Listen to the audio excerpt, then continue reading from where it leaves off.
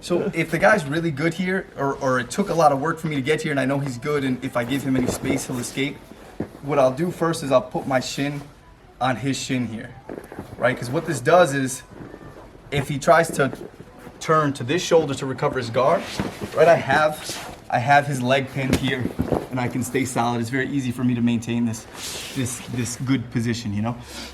And if he rolls the other way, he's rolling into the leg. No, just roll over the shoulder here. Oh, turtle. Let me put my shin. Hey.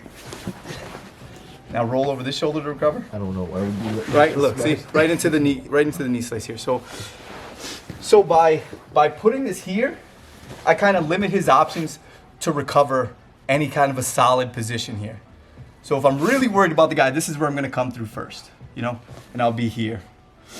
And then a good one is old school is I pass this lapel to this hand here, right? And it gives me kind of like a wrestling tight waist here, right? Because this lapel goes around his waist here. And now I'll take this foot and I'll push, right? Because if he's in tight, I'll take my heel and I'll push his elbow. Keep your elbows in tight, right? Because if his elbow's in tight here, well, if his elbow's in that tight, look, it's easy for me to hook over his leg here. But either way, I'll push right on the back of his elbow and I'll go this way and pull. Right? Look, boom, right in here. And now I make sure you control over his hip and cross your feet here. Now you basically have, 90% of the back control here. But the key is having this hip, right? If you don't have this hip, then he's gonna keep turning away from you and you're gonna be losing the position here.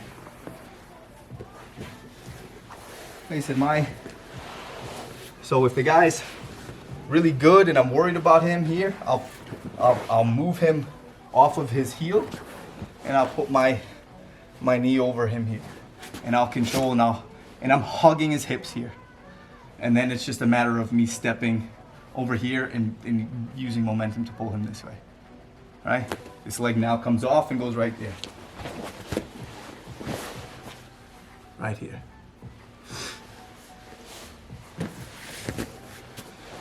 You know what's funny is I remember when I used to never go for the back, and I spent a lot of time in turtle and just going back to side control. And then once you just go for it, it's the transitions are really easy. You just gotta like go for it. You go for it, you might miss, but then you're like, oh, I just missed because of this, and then you can adjust easy. You know, it's just a matter of doing it to build the techniques and the hip movements to keep that position. But 70 turtles, control, go for the back. And like I said, you're in such a dominant position, it's easier for you to maintain and scramble from there to maintain the back than it is for them to escape the back, you know? So just keep working it. And like I said, you'll learn the little details of too high, too low, too angled, no hip control.